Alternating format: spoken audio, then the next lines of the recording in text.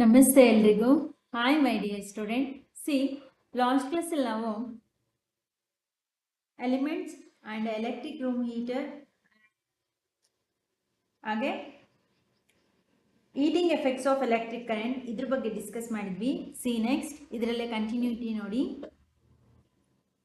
The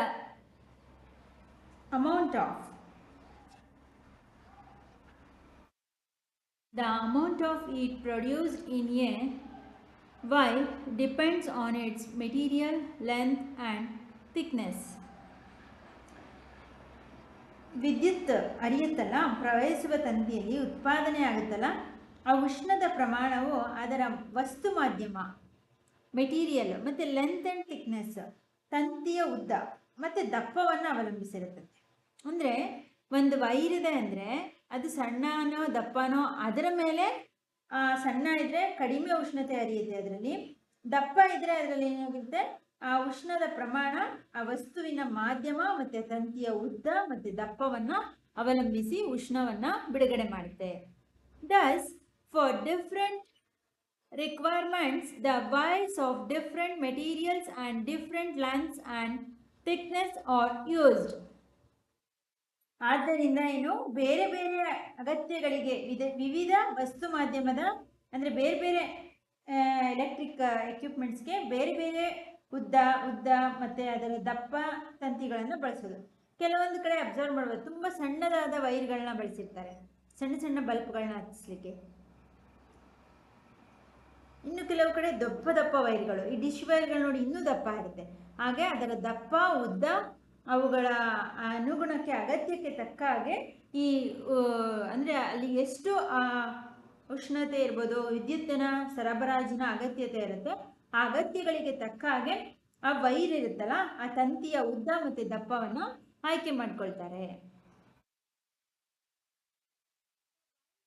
For making electric circuit do not normally become hot.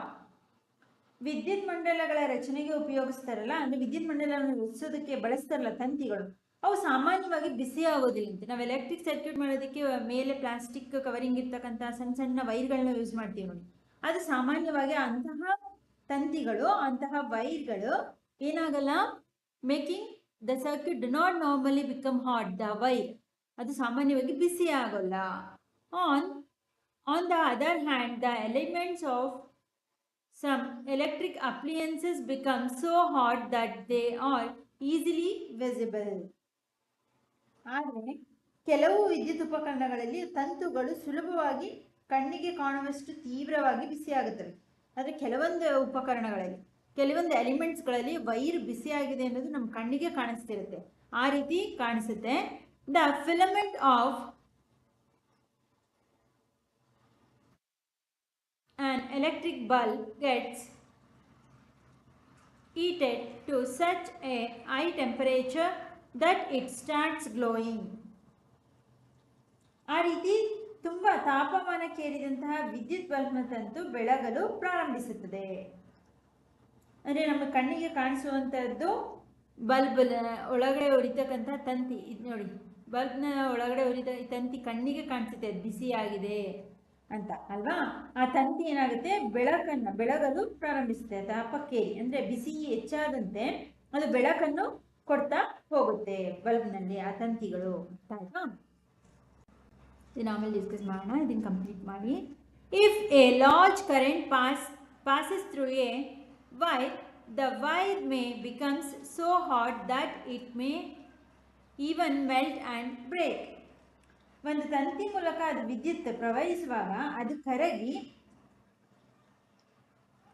ಅಂದರೆ ಅದು ಕರಗೋಗಿ ಅದು cut ಆಗಿಬಿಡ್ಬೇಕು, ಕಡಿತಗೊಳ್ಳುವಷ್ಟು, ಅತಿಯಾಗಿ ಬ್ರೇಕ್ ಆಗುವಷ್ಟು, ಮೆಲ್ಟ್ ಆಗಿ ಅಂದರೆ ಕರಗಿ ಅದು ಎಷ್ಟರ ಮಟ್ಟಿಗೆ ಹೀಟ್ ಆಗುತ್ತೆ, ಎಷ್ಟರ ಮಟ್ಟಿಗೆ ಅದು ಬಿಸಿ ಆಗುತ್ತೆ ಅಂದರೆ ಆ ವಿದ್ಯುತ್ ಆ ತಂತಿಗೆ ಹರಿದಾಗ, ವಿದ್ಯುತ್ ಅಧಿಕವಾಗಿ ಅಂದರೆ ಹೆಚ್ಚಾದ ವಿದ್ಯುತ್ ಏನಾದರೂ ಆ ತಂತಿಗೆ ಕರೆಂಟ್ ಪಾಸ್ ಆದರೆ, ಅರ್ಥ ಆಗ್ತಿದೆಯಾ?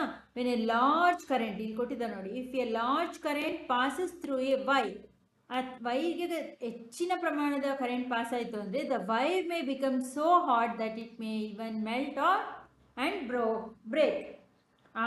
ಅಧಿಕ ಬಿಸಿಯಿಂದ ಆ ವೈರ್ ಏನಾಗ್ಬೋದು, ಆ ತಂತಿಯಲ್ಲಿ ಹರಿದಂತಹ ಅಧಿಕ ಬಿಸಿಯಿಂದ ತುಂಬ ಬಿಸಿಯಾಗಿ ಅದು ಕರಗಿ ಅದು ಬ್ರೇಕ್ ಅಂದರೆ ಅದು ತುಂಡು ಸಹ ಅದು ಕಡಿತಗೊಳ್ಳುವಷ್ಟು ಬಿಸಿಯಾಗುತ್ತೆ.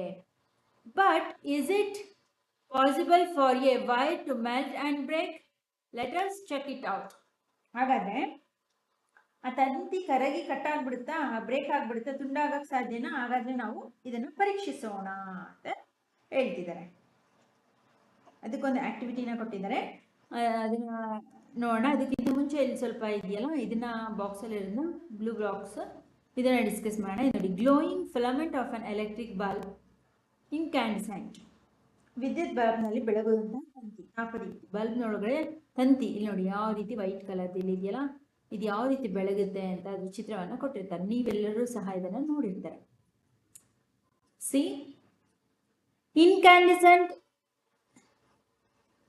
electric bulbs figure 10.12 are often used for lighting, but they also give heat. ಬೆಳಕಿಗಾಗಿ ತಾಪದೀಪ್ತಿ ಅಂದರೆ ವಿದ್ಯುತ್ ಬಲ್ಬ್, ಇನ್ಕ್ಯಾಂಡಿಸೆಂಟ್ ಎಲೆಕ್ಟ್ರಿಕ್ ಬಲ್ಬ್ಗಳನ್ನು ಸಾಮಾನ್ಯವಾಗಿ ನಾವು ಬೆಳಕನ್ನು ಉಪಯೋಗಿಸ್ಕೊಳ್ಳೋದಕ್ಕೆ ಇನ್ಕ್ಯಾಂಡಿಸೆಂಟ್ ಬಲ್ಬ್ನ ಉಪಯೋಗಿಸ್ತೀವಿ. ಇದೆ 10.12 ಚಿತ್ರದಲ್ಲಿ ಕೊಟ್ಟಿದ್ದಾರಲ್ಲ, ಇದೇನೆ. It means that a part of electricity consumed is used in producing heat. ಆದರೆ ಉಷ್ಣವನ್ನು ಬಿಡುಗಡೆ ಮಾಡುತ್ತೆ ಇದು. ಅಂದರೆ ಬಳಕೆಯಾಗುವ ವಿದ್ಯುತ್ನ ಒಂದು ಭಾಗ ಉಷ್ಣ ಉತ್ಪಾದನೆಯಾಗಿ ವ್ಯಯ ಆಗುತ್ತೆ ಅಂತ ಅರ್ಥ. ಇಟ್ ಮೀನ್ಸ್ ಅಂದರೆ ಇದಲ್ಲ, ಇದೇನಾಗುತ್ತೆ, ನಾವು ಬೆಳಕಿಗೆ ಉಪಯೋಗಿಸುವಂಥ ಈ ಬಲ್ಬ್ನಲ್ಲಿ ಒಂದು ಭಾಗ ಅದು ತಂತಿಯಲ್ಲಿ ವಿದ್ಯುತ್ ಹರಿದಾಗ ಬಿಸಿ ಆಗುತ್ತಲ್ಲ, ಆ ಉಷ್ಣ ಅದು ಬಿಡುಗಡೆ ಮಾಡುತ್ತಲ್ಲ, ಅದರ ವಿದ್ಯುತ್ನ ಒಂದು ಭಾಗ ಉಷ್ಣ ಉತ್ಪಾದನೆಯಾಗಿ ವ್ಯಯ ಆಗುತ್ತೆ. ಅರ್ಥ ಅಂದರೆ ಬಿಸಿಯಾಗಿ ಅದು ವ್ಯರ್ಥವಾಗಿ ವ್ಯಯವಾಗಿ ಹೋಗುತ್ತೆ ಅಂತ ಇದರ ಅರ್ಥ. This is not desirable as it results in the wastage of electricity. ಇಲ್ಲಿ ವಿದ್ಯುತ್ ವ್ಯಯವಾಗುವುದು ಅಪೇಕ್ಷಿತವೇನಲ್ಲ, ಅಂದರೆ ಅದೇನು ವೇಸ್ಟ್ ಅಂತ ಅದೇನು ಈ ಎಲೆಕ್ಟ್ರಿಸಿಟಿನಲ್ಲಿ ಕಂಡುಬರಲ್ಲ. The fluorescent tube lights and compact fluorescent lamps are CELS, better electricity efficient lighting sources.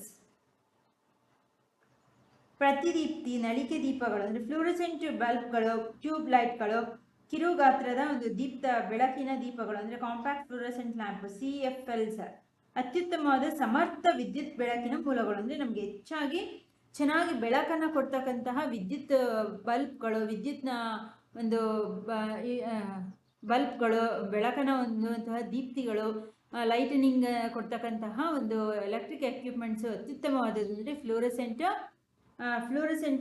Lamps ಮತ್ತು ಫ್ಲೂರೆಸೆಂಟ್ ಟ್ಯೂಬ್ ಲೈಟ್ಸ್. ಈ ಟ್ಯೂಬ್ ಲೈಟ್ಸು ಮತ್ತು ಈ ಲ್ಯಾಂಪ್ಗಳು ಅತ್ಯುತ್ತಮ ಬೆಳಕನ್ನು ನೀಡುವಂತಹ ಸಮರ್ಥ ಎಫಿಷಿಯೆಂಟ್ ಒಂದು ಏನಾಗಿದೆ, ಎಫಿಷಿಯೆಂಟ್ ಲೈಟನಿಂಗ್ ಸೋರ್ಸಸ್ ಆಗಿದೆ, ಬೆಳಕಿನ ಆಕಾರವಾಗಿದೆ. ನವಡೇಸ್, ಇತ್ತೀಚಿನ ದಿನಗಳಲ್ಲಿ the use of light emitting diode LED bulbs is increasing. ಆದರೆ ಇತ್ತೀಚಿನ ದಿನಗಳಲ್ಲಿ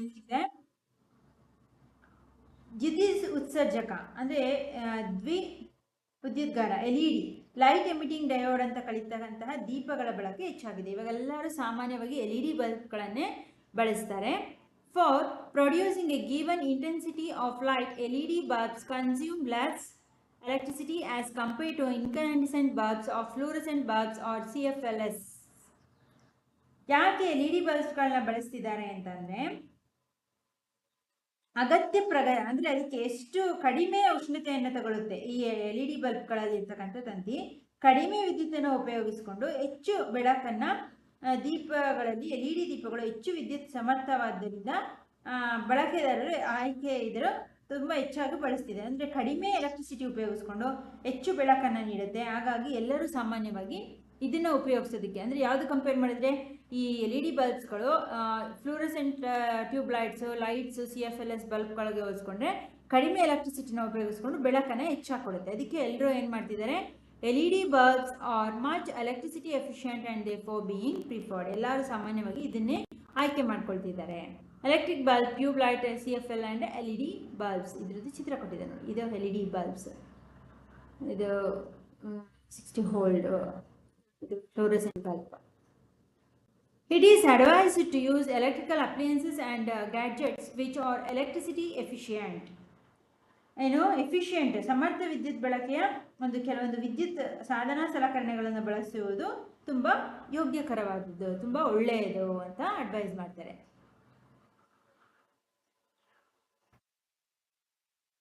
Bureau of Indian Standards. Bureau of Indian Standards, New Delhi, assigns a standard mark on products called ISI mark, which is an assurance of conformity to the specifications given on the products. Bureau of India Standard ಅಂದರೆ ಭಾರತೀಯ ಮಾನಗಳ ಸಂಸ್ಥೆಯು ವಿದ್ಯುತ್ ಉತ್ಪನ್ನಗಳ ಮೇಲೆ, ಅಂದರೆ ಯಾವುದೇ ನೀವು electric ಎಕ್ವಿಪ್ಮೆಂಟ್ಸ್ಗಳನ್ನ ತಗೊಂಡ್ರೆ ಅದರಲ್ಲಿ ಏನಿರಬೇಕು, ISI ಚಿಹ್ನೆಯನ್ನು ಕಡ್ಡಾಯಗೊಳಿಸಲಾಗಿದೆ. ನೀವು ಯಾವುದೇ ಅವರು ಅಶ್ಯೂರ್ ಮಾಡಿ, ಅಂದರೆ ಇದನ್ನು ಉಪಯೋಗಿಸ್ಬೋದು ಅಂತ ಪರ್ಮಿಷನ್ನ ಕೊಟ್ಟು ಬ್ಯೂರೋ ಆಫ್ ಇಂಡಿಯನ್ ಸ್ಟ್ಯಾಂಡರ್ಡ್ಸ್ ಅವರು ನ್ಯೂ ಡೆಲ್ಲಿ ಇರೋದು, ಇವರು ISI ಎಂಬ ಒಂದು ಮಾರ್ಕನ್ನು ಎಲ್ಲ ಎಲೆಕ್ಟ್ರಿಕ್ ಎಕ್ವಿಪ್ಮೆಂಟ್ಸ್ಗಳಿಗೆ ಅದನ್ನು ಹಾಕಿದ್ದಾರೆ, ISI ಮಾರ್ಕ್ನ. This is therefore suggests to use ISI mark products. ಹಾಗಾಗಿ ಯಾವುದೇ ನೀವು ವಿದ್ಯುತ್ ಉಪಕರಣಗಳನ್ನು ತೆಗೆದುಕೊಂಡ್ರೆ ಅದ್ರ ಮೇಲೆ ISI ಮಾರ್ಕ್ ಚಿಹ್ನೆಯುಳ್ಳ ಉತ್ಪನ್ನಗಳನ್ನು ಬಳಸುವುದು ತುಂಬ ಒಳ್ಳೆಯದು. ಆಯ್ತಾ? ಅಂದರೆ ಅದು ಏನೂ ಅದರಿಂದ ತೊಂದರೆ ಆಗದಾಗ ಅದಕ್ಕೆ ಪರ್ಮಿಷನ್ ಕೊಟ್ಟಿದ್ದಾರೆ. ನೋಡಿ, fluorescent tubes and CFLs contain mercury vapour toxic in nature. ಅಂದರೆ ಈ ಪ್ರತಿದೀಪ್ತ ನಳಿಕೆಗಳು CFL ಮತ್ತು ವಿಷಕಾರಿ ಸ್ವಭಾವದ ಪಾದರಸದ ಅನಿಲವನ್ನು ಹೊಂದಿದೆ.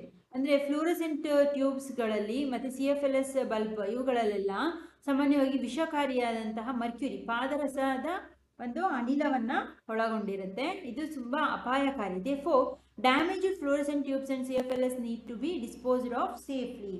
ಹಾಗಾಗಿ ಒಡೆದೋಗಿರ್ತಕ್ಕಂತಹ ಹಾಳಾಗಿರ್ತಕ್ಕಂಥ ಈ ಬಲ್ಬ್ಗಳನ್ನು ನೀವು ಎಸಿಬೇಕಾದ್ರೆ ಸುರಕ್ಷಿತವಾಗಿ ಒಂದು ಕವರ್ ಅದಕ್ಕೆ ಹಾಕಿ ಬೇರೆ ಕಡೆ ಅಗತ್ಯವಾದ ಸುರಕ್ಷಿತವಾದ ಪ್ರದೇಶದಲ್ಲಿ ಅದನ್ನೇ ವಿಲೇವಾರಿ ಮಾಡುವುದು, ಅದನ್ನು ಬಿಸಾಕೋದು, ಅದು ಮಾಡುವುದು ತುಂಬ ಅತ್ಯಗತ್ಯ. ಎಲ್ಲಂದ್ರಲ್ಲಿ ಬಿಸಾಕಿದ್ರೆ ಆ ವಿಷಕಾರಿಯಿಂದ ಯಾವ್ದಾದ್ರು ಜೀವಿಗಳು ಅದರ ಸೇರಿಸೋದು ಅಥವಾ ಅದರಿಂದ ನೀರಿಗೆ ಹರಿಯೋದು ಅಥವಾ ಗಿಡಗಳಿಗೆ ಆಹಾರಗಳಿಗೆ ಸೇರೋದ್ರಿಂದ ಅದು ವಿಷಕಾರಿ ತುಂಬ ಟಾಕ್ಸಿಕ್ ಆಗಿರೋದ್ರಿಂದ ಅದರಿಂದ ಜೀವಿಗಳಿಗೆ ತೊಂದರೆ ಆಗುತ್ತೆ. ಹಾಗಾಗಿ ಕೆಟ್ಟೋದಂತಹ ಹಾಳಾದಂತಹ ಬಲ್ಬ್ಗಳನ್ನು ಎಲ್ಲಂದ್ರಲ್ಲಿ ಬಿಸಾಕೋದನ್ನ ಮಾಡಬಾರ್ದು.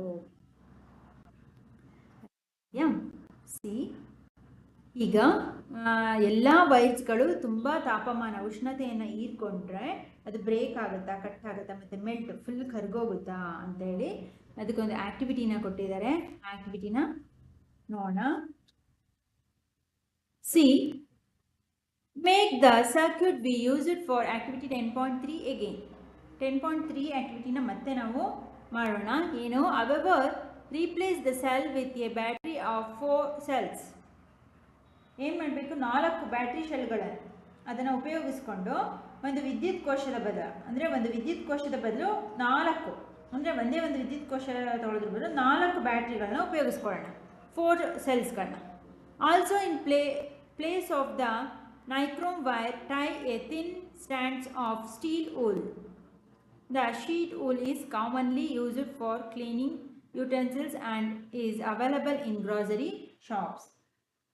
ನೈಕ್ರೋಮ್ ತಂತಿಯ ಬದಲು ಉಕ್ಕಿನ ಸ್ಟೀಲ್ ಊಲು, ಸ್ಟೀಲ್ ಪಿಸಿರುಂಡೆಯ ಒಂದು ಎಳೆಯನ್ನು ಕಟ್ಟಿ, ಅಂದರೆ ಉಕ್ಕಿನ ಪಿಸಿರುಂಡು ಸಾಮಾನ್ಯವಾಗಿ ಪಾತ್ರೆಗಳನ್ನು ಸ್ವಚ್ಛಗೊಳಿಸೋಕೆ ಬಳಸ್ತಾರಲ್ಲ, ಗೃಹೋಪಯೋಗಿ ಪದಾರ್ಥಗಳ ಮಾರಾಟ ಮಳಿಗೆಯಲ್ಲಿ ಸಿಗುತ್ತೆ. ಆ ಒಂದು ತಂತಿಯನ್ನು, ಆ ಒಂದು ಎಳೆಯನ್ನು ಉಪಯೋಗಿಸ್ಕೊಂಡು, if there are any fans in the room switch them off. ನೀವು ಆಕ್ಟಿವಿಟಿನ ಮಾಡ್ತಿದ್ದೀರಲ್ಲ, ಅಲ್ಲಿ ಮಾಡ್ತಿರ್ತಕ್ಕಂತಹ ಒಂದು ಕೊಠಡಿಯಲ್ಲಿ, ಆ ಕೋಣೆಯಲ್ಲಿ ಏನಾದ್ರು ಫ್ಯಾನ್ಗಳಿದ್ರೆ, ವಿದ್ಯುತ್ ಫ್ಯಾನ್ಗಳಿದ್ರೆ ಅದನ್ನ ಆಫ್ ಮಾಡಿ. ನಾವು pass the current through the circuit for some time. ಸ್ವಲ್ಪ ಸಮಯದವರೆಗೆ ಮಂಡಲದಲ್ಲಿ ವಿದ್ಯುತ್ತನ್ನು, ಕರೆಂಟನ್ನು ಪಾಸ್ ಮಾಡಿ. ಎಲ್ಲಿ? Current pass through the circuit, ಆ ಮಂಡಲದಲ್ಲಿ ವಿದ್ಯುತ್ತನ್ನು ಪಾಸ್ ಮಾಡಿ. Observe the stands of steel wool carefully. ಏನು ಮಾಡಿ? ಎಚ್ಚರಿಕೆಯಿಂದ ಉಕ್ಕಿನ ಎಳೆ ಇರುತ್ತಲ್ಲ ಅದನ್ನು ಗಮನಿಸಿ. Note what happens does the stands of steel wool melt and break. ಆ ಉಕ್ಕಿನ ಎಳೆಗಳ ಮೇಲೆ ನೀವು ವಿದ್ಯುತ್ತನ್ನು ಹಾಯಿಸ್ತಿರಲ್ಲ, ಕರೆಂಟನ್ನು ಪಾಸ್ ಮಾಡ್ತಿರಲ್ಲ, ಆ ಎಳೆಗಳು ಏನಾಗುತ್ತೆ, ಅದು ಕರ್ಗೋಗುತ್ತಾ ಅಥವಾ ಕಟ್ ಆಗುತ್ತಾ, ಅದನ್ನು ಗಮನಿಸಿ. Wires made from some special materials melt quickly and break when large electric currents are passed through them. ಕೆಲವು ವಿಶೇಷ ಪದಾರ್ಥಗಳಿಂದ ಮಾಡಿರ್ತಕ್ಕಂಥ ತಂತಿಗಳ ಮೂಲಕ ಅಧಿಕ ವಿದ್ಯುತ್ ಪ್ರವಾಹ ಉಂಟಾದಾಗ ಅವು ಶೀಘ್ರವಾಗಿ ಕರಗಿ ತುಂಡಾಗುತ್ತೆ. ಅಂದರೆ ವಿಶೇಷವಾದ ಪದಾರ್ಥಗಳಿಂದ ಮಾಡಿದಂಥ ಕೆಲವೊಂದು ತಂತಿಗಳು ಏನಾಗುತ್ತೆ, ನಾವು ಕರೆಂಟನ್ನು ಅದರಲ್ಲಿ ಪಾಸ್ ಮಾಡಿದಾಗ ಅವು ಬೇಗ ಕಟ್ ಆಗುತ್ತೆ ಮತ್ತು ತುಂಡಾಗುತ್ತೆ. These wires are used for making electric fuses. ಇಂತಹ ತಂತಿಗಳನ್ನು ವಿದ್ಯುತ್ ಬೆಸೆ ಅಂದರೆ ಎಲೆಕ್ಟ್ರಿಕ್ ಫ್ಯೂಸ್ಗಳ ತಯಾರಿಕೆಯಲ್ಲಿ ಬಳಸ್ತಾರೆ. ಇನ್ ಆಲ್ ನೋಡಿ, fuse used in buildings. Electric fuse ಇದನ್ನು ಸಾಮಾನ್ಯವಾಗಿ ಬಿಲ್ಡಿಂಗು, ಸ್ಟ್ರೀಟ್ ಲೈಟ್, ಎಲೆಕ್ಟ್ರಿಕ್ ಕಂಬಗಳಲ್ಲಿ ಈ ಥರದನ್ನು ನೋಡಿರ್ತಾರೆ ಫ್ಯೂಸು. ಹಾಗೆ ಇದು ನೋಡಿ, fuses used in electrical appliances, ವಿದ್ಯುತ್ ಸಾಧನಗಳಲ್ಲಿ ಉಪಯೋಗಿಸ್ತಕ್ಕಂತಹ ಬೇಸೆಗಳು, ಇವುಗಳನ್ನು ನೋಡಿರ್ತೀರಾ. Buildings fuses are inserted in all electrical circuits. ಕಟ್ಟಡಗಳ ಎಲ್ಲ ವಿದ್ಯುತ್ ಮಂಡಲಗಳಲ್ಲಿ ಬೆಸೆಗಳನ್ನು, ಎಲೆಕ್ಟ್ರಿಕ್ ಫ್ಯೂಸ್ಗಳನ್ನು ಅಳವಡಿಸಿರ್ತಾರೆ. There is a maximum limit on the current which can safely flow through a circuit. ಯಾಕೆ ವಿದ್ಯುತ್ ಮಂಡಲಗಳನ್ನ ಸಾಮಾನ್ಯವಾಗಿ ಮಂಡಲಗಳಲ್ಲಿ ಬೆಸೆಗಳನ್ನು ಅಳವಡಿಸಿರ್ತಾರೆ? ಒಂದು ಮಂಡಲದಲ್ಲಿ ಸುರಕ್ಷಿತವಾಗಿ ಸೇಫ್ ಆಗಿ ಪ್ರವಹಿಸಬಲ್ಲ ವಿದ್ಯುತ್ಗೆ ತನ್ನದೇ ಆದ ಗರಿಷ್ಠ ಮಿತಿ ಇರುತ್ತೆ. ಅಂದರೆ ಒಂದು ಕರೆಂಟ್ ಪಾಸ್ ಆಗ್ತಿರುತ್ತೆ ಅಂದರೆ ಅದಕ್ಕೆ ಮ್ಯಾಕ್ಸಿಮಮ್ ಲಿಮಿಟ್ಸ್ ಅಂತ ಇರುತ್ತೆ. There is a maximum limit on current which can safely flow through a circuit. ಒಂದು ಮಂಡಲದಲ್ಲಿ ವಿದ್ಯುತ್ ಹರಿಬೇಕು ಅಂದರೆ, ಅದು ಸುರಕ್ಷಿತವಾಗಿ ಹರಿಬೇಕು ಅಂದರೆ ಅದು ಗರಿಷ್ಠ ಮಟ್ಟ, ಅದಕ್ಕೊಂದು ಸೇಫ್ಟಿಯಾಗಿ ಹರಿಬೇಕು ಅಂದರೆ ಇಷ್ಟು ಲಿಮಿಟ್ ಅಂತ ಇರುತ್ತೆ. ಅಂದರೆ ಯಥೇಚ್ಛವಾಗಿ ಹೋದರೂ ಅದೆಲ್ಲ ಸುಟ್ಟು ಎಲ್ಲ ಬಸ್ಟ್ ಆಗಿಬಿಡುತ್ತೆ ಅಲ್ವಾ. ಹಾಗಾಗಿ ಒಂದು ಲಿಮಿಟ್, ಅದಕ್ಕೊಂದು ನಿರ್ದಿಷ್ಟವಾದ ಒಂದು ಗರಿಷ್ಠ ಮಿತಿ ಇರುತ್ತೆ. If by accident the current exceeds this safe limit, the wires may become overheated and may cause fire. ಒಂದು ವೇಳೆ ಆಕಸ್ಮಿಕವಾಗಿ ಏನಾದರೂ ವಿದ್ಯುತ್ ತನ್ನ ಸುರಕ್ಷಾ ಮಿತಿಯನ್ನು, ಅಂದರೆ ಅದು ಸೇಫ್ಟಿಯನ್ನು ದಾಟ್ಬಿಡ್ತು, ಏನೋ ಬೈ ಮಿಸ್ಟೇಕ್ ಆಗಿ ಕರೆಂಟು ಇದಾಗ್ತಿದೆ, ಲೀಕೇಜ್ ಆಗ್ತಿದೆ ಅಂದರೆ ಆ ತಂತಿಗಳ ಉಷ್ಣತೆ ಏರಿಕೆಯಿಂದ ಬೆಂಕಿ ಅವಘಡಗಳು ಸಂಭವಿಸುತ್ತೆ. ಅಂದರೆ ಜಾಸ್ತಿ ಕರೆಂಟ್ ಪಾಸ್ ಆಗಿಬಿಟ್ರೆ ತಂತಿಗಳಲ್ಲಿ, ಅದರಿಂದ ಅವು ಕರೆಂಟ್ ಏನಾಗುತ್ತೆ ತಂತಿಗಳ ಮೂಲಕ ಹೊರ ಬಂದು ಎಲೆಕ್ಟ್ರಿಸಿಟಿಯಿಂದ ಏನಾಗುತ್ತೆ ಬೆಂಕಿ ಕಿಡಿಗಳು ಹೊರಗೆ ಚೆಲ್ಲಿ ಇದರಿಂದ ವಿದ್ಯುತ್ತಿನ ಅವಘಡಗಳು, ಕೆಲವೊಂದು ಎಲೆಕ್ಟ್ರಿಸಿಟಿಯ ಡ್ಯಾಮೇಜಸ್ಗಳು, ಕೆಲವೊಂದು overheated may causes a fire, ಬೆಂಕಿಯನ್ನು ಉಂಟು ಮಾಡುತ್ತೆ. If a proper fuse is there in a circuit it will blow off and break the circuit. ಹಾಗಾಗಿ ಏನು ಮಾಡಬೇಕು, ಮಂಡಲದಲ್ಲಿ ಸೂಕ್ತ ಬೆಸೆಯು ಅಂದರೆ ಫ್ಯೂಸ್ಗಳು ಇದ್ದಾಗ ಉರಿದು ಹೋಗಿ ಮಂಡಲ ಕಡಿತಗೊಳ್ಳುತ್ತೆ. ಹಾಗಾಗಿ ಅದೇನಾಗುತ್ತೆ, ಬೇರೆ ಅವಘಡಗಳನ್ನು ತಪ್ಪಿಸ್ಕೊಳ್ಳೋಕ್ಕೋಸ್ಕರ ಏನಾಗುತ್ತೆ, ಬ್ರೇಕ್ ಆಗುತ್ತೆ, ಕಟ್ ಆಗಿಬಿಡುತ್ತೆ, ಅರ್ಥಾಯ್ತಾ, ಬ್ಲೋ ಆಫ್ ಆಗಿ ಆ ಸರ್ಕ್ಯೂಟ್ನಲ್ಲಿ ಮಂಡಲದಲ್ಲಿ ಕಡಿತ ಉಂಟಾಗುತ್ತೆ. The fuse is thus a safety device which prevents damages to electrical circuits and possible fires. ಹಾಗಾಗಿ ಫ್ಯೂಸ್ಗಳನ್ನು, ಎಲೆಕ್ಟ್ರಿಕ್ ಫ್ಯೂಸ್ಗಳನ್ನ ಅಳವಡಿಸೋದ್ರಿಂದ, ಬೆಸೆಗಳನ್ನು ಅಳವಡಿಸೋದ್ರಿಂದ ಅದು ನಮಗೆ it prevents the damages and electrical circuit and possible fires. ವಿದ್ಯುತ್ ಮಂಡಲಗಳಲ್ಲಿ ಆಗ್ತಕ್ಕಂಥ ಹಾನಿಯನ್ನು, ಏನು ತೊಂದರೆಗಳಾಗುತ್ತೆ, ಸಂಭವಿಸಬಹುದಾದಂತಹ ತೊಂದರೆಗಳು, ಅವಘಡಗಳು, ಬೆಂಕಿ ಅವಘಡಗಳನ್ನು ತಡೆಯೋದಕ್ಕೆ ಎಲೆಕ್ಟ್ರಿಕ್ ಫ್ಯೂಸಸ್ಗಳು ತುಂಬಾ ಉಪಯೋಗಕಾರಿ. ಹಾಗಾಗಿ ಸಾಮಾನ್ಯವಾಗಿ ಎಲ್ಲ ಎಲೆಕ್ಟ್ರಿಕ್ ಸೆಂಟರ್ಗಳಲ್ಲಿ ಎಲೆಕ್ಟ್ರಿಕ್ ಫ್ಯೂಸನ್ನು ಅಳವಡಿಸೋದು. It prevents damages of possible fires, ಬೆಂಕಿ ಅವಘಡಗಳಿಂದ ರಕ್ಷಣೆಯನ್ನು ಪಡೆಯೋದಕ್ಕೆ ಇದನ್ನು ಬಳಸ್ತಾರೆ. ಆಯ್ತಾ? ಓಕೆ ಮೈ ಡಿಯರ್ ಸ್ಟೂಡೆಂಟ್, ಇದರಲ್ಲಿ ಏನಾದ್ರು ಡೌಟ್ಸ್ ಇತ್ತು, ಅರ್ಥ ಆಗಿಲ್ಲ ಅಂದರೆ ಡಿಸ್ಕ್ರಿಪ್ಷನ್ ಕಮೆಂಟ್ ಮಾಡಿ, ಆ್ಯಂಡ್ ಆದಷ್ಟು ನಿಮ್ಮೆಲ್ಲ ಫ್ರೆಂಡ್ಸ್ಗಳಿಗೂ ಶೇರ್ ಮಾಡಿ ಆ್ಯಂಡ್ ಸಬ್ಸ್ಕ್ರೈಬ್ ಮಾಡ್ಕೊಳ್ಳೋ ಹೇಳಿ. ಬಿಕಾಸ್ ಸಬ್ಸ್ಕ್ರೈಬ್ ಮಾಡ್ಕೊಂಡು ಸರ್ಚ್ ಮಾಡೋ ಅವಶ್ಯಕತೆ ಇರಲ್ಲ. ಹಾಗಾಗಿ ಡೈಲಿ ಆಗ್ತಕ್ಕಂಥ ಕ್ಲಾಸಸ್ದು ನೋಟಿಫಿಕೇಶನ್ ಬರುತ್ತೆ. ಆ್ಯಂಡ್ 2 or 3 ಟೈಮ್ ಆಡಿಯೋನ ಕೇಳಿ, ಕನ್ನಡದಲ್ಲಿ ಕೇಳಿದ್ರೆ ನಿಮಗೆಲ್ಲರಿಗೂ ಈಸಿಯಾಗಿ ಅರ್ಥ ಆಗುತ್ತೆ, ಸೈನ್ಸು ಟಫ್ ಅನ್ಸಲ್ಲ. ಹಾಗಾಗಿ ಓಕೆ ಮೈ ಡಿಯರ್ ಸ್ಟೂಡೆಂಟ್, ಇವತ್ತಿನ ಹೋಮ್ವರ್ಕ್ ಕ್ವಶನ್ಸ್ನ ತಗೊಳ್ಳಿ.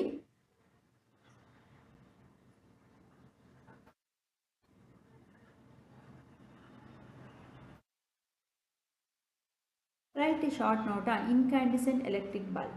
ಇದ್ರ ಬಗ್ಗೆ ಶಾರ್ಟ್ ನೋಟ್ ಬರೀರಿ, ಇನ್ಕ್ಯಾಂಡಿಸೆಂಟ್ ಬಲ್ಬ್ ಬಗ್ಗೆ. Why nowadays using LED bulbs for lightning. ಬೆಳಕನ್ನು ಅಂದೋದಕ್ಕೆ LED ಬಲ್ಬ್ಸ್ಗಳನ್ನ ಇತ್ತೀಚೆಗೆ ಯೂಸ್ ಮಾಡ್ತಿದ್ದಾರೆ. ಯಾಕೆ ಅಂತ ಇಲ್ಲೇ ಕೊಟ್ಟಿದೆ. ಅದಕ್ಕೆ ಒಂದು ನೌಡೇಸ್ ದ ಯೂಸ್ ಆಫ್, ಇಲ್ಲಿಂದ ಆನ್ಸರ್ ಸಿಗುತ್ತೆ, ಓದ್ಕೊಳ್ಳಿ. And why the peoples are prefer to use LED bulbs, ಅದಕ್ಕೂ ಆನ್ಸರ್ ಮಾಡಿ. ಅದೇ ಸೇಮ್ ಬರುತ್ತೆ. Why we bring a ISI mark of electrical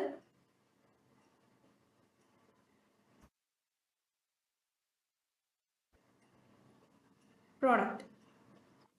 ನಾವು ಯಾಕೆ ISI ಮಾರ್ಕ್ ಇರ್ತಕ್ಕಂಥ ಎಲೆಕ್ಟ್ರಿಕಲ್ ಪ್ರಾಡಕ್ಟ್ಗಳನ್ನ ತಗೋಬೇಕು? Who assign the mark of standard mark of electric product? ಯಾರು ಸ್ಟ್ಯಾಂಡರ್ಡ್ ಮಾರ್ಕ್ ಆಫ್ ಮಾರ್ಕನ್ನು ಕೊಟ್ಟಿರೋರು ಎಲೆಕ್ಟ್ರಿಕ್ ಪ್ರಾಡಕ್ಟ್ಗಳಿಗೆ ಅಂತ? ಇದೇನೆ ನ್ಯೂ ಡೆಲ್ಲಿಲಿ ಇರ್ತಕ್ಕಂತಹ ಬ್ಯೂರೋ ಆಫ್ ಇಂಡಿಯಾ. ಇದೆಲ್ಲ ಬರೀರಿ. Why we dispose safely in fluorescent tubes and CFLs bulbs?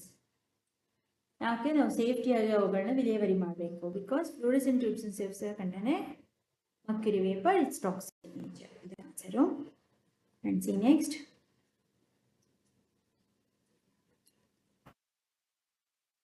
Why we use the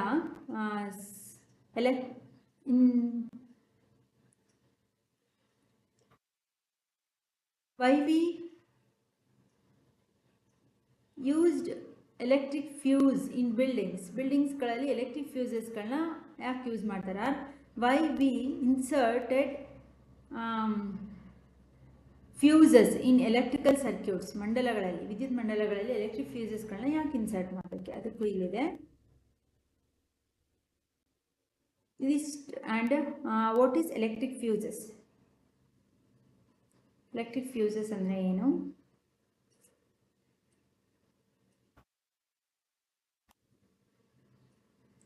sorry, electric fuses ಅಲ್ಲ.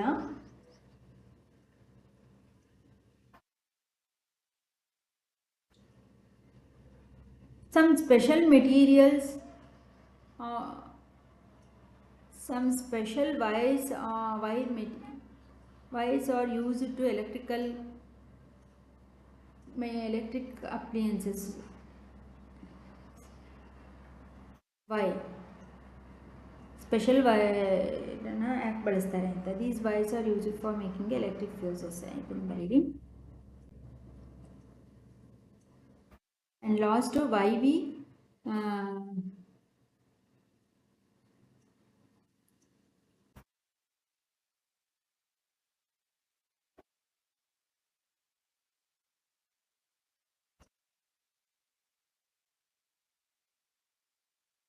how the fuse is safety device in electric circuit.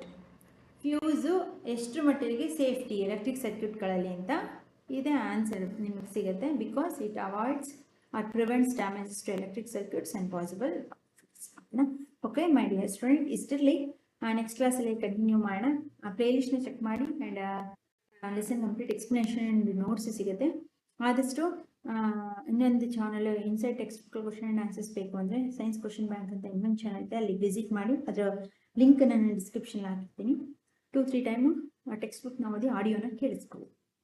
Okay my dear student, thank you.